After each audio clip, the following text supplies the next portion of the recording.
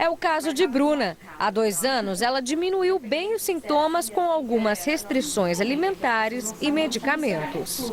Eu não posso comer qualquer coisa, eu não posso comer muito tarde, que demora para fazer a digestão. Enfim, eu comecei a seguir essas recomendações e também estou tomando medicação, que é uma medicação que você tem que tomar certinho, em jejum, de manhã, tomo porque faz diferença. E aí eu já senti que deu uma boa melhorada. Já Sandro não teve a mesma sorte. Ele passou 10 anos sem saber o que tinha. Sempre andava com a garganta irritada e sentia muita falta de ar. Remédios e cuidados na alimentação não resolveram. Pelos sintomas, diziam que era asma, falavam que era alergia, rinite alérgica. Só que muita falta de ar, garganta seca, irritada. Falaram que tinha que mudar a alimentação, como deitar, a forma que a cama tinha que ficar. Só que nada disso resolveu, né? Com tantos desconfortos, ele decidiu realizar uma cirurgia há pouco mais de 1 ano e corrigiu o problema. Hoje, o engenheiro tem uma outra vida. A alimentação normal, não tem restrição de nada, não tem quanto à posição de deitar, não tem, pode comer, deitar, não podia, tinha que ficar 2 horas sem deitar. Hoje, normal, não tem problema algum.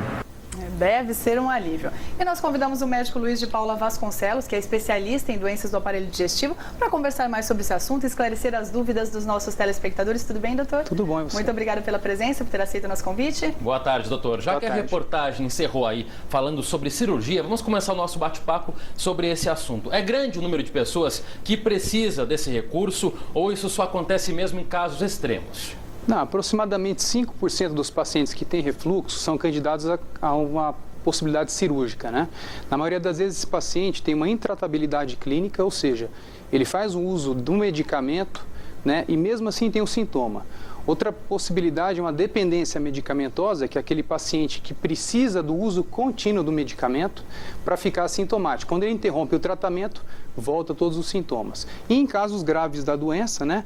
Como esôfago de Barrett, úlcera esofágica, né? São sinais que você pode também oferecer o tratamento cirúrgico. Agora, a cirurgia, quando ela é feita, ela dá realmente uma melhora ou nem sempre? Pode acontecer disso não ocorrer?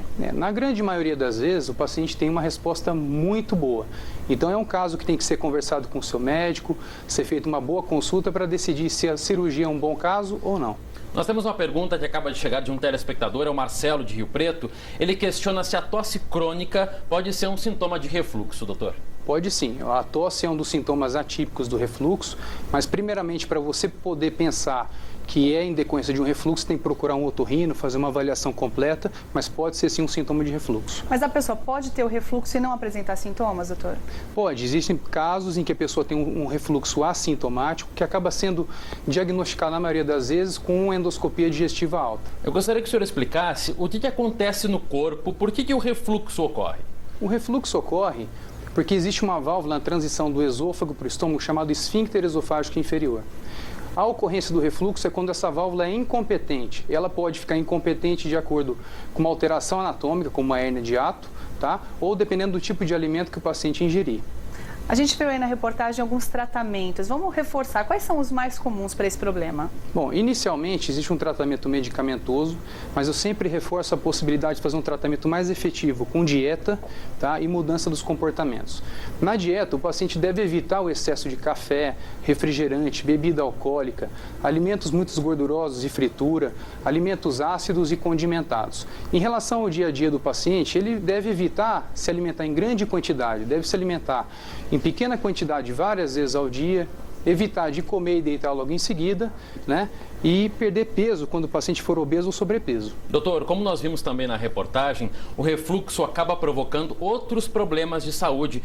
O sono, por exemplo, acaba prejudicando. O que a pessoa pode fazer para reduzir ou evitar esses transtornos aí? Olha, o paciente pode evitar de fazer uma alimentação muito volumosa à noite. Ele pode também elevar a cabeceira da cama mais ou menos 15 centímetros para que o paciente não fique numa posição horizontal e dar um intervalo de 1h30 a 2 horas entre a última alimentação e o momento que ele for se deitar. Tá certo, doutor. Muito obrigada. Doutor Luiz de Paula Vasconcelos participando aqui do estúdio. Muito obrigada. Nada. Obrigado pela entrevista.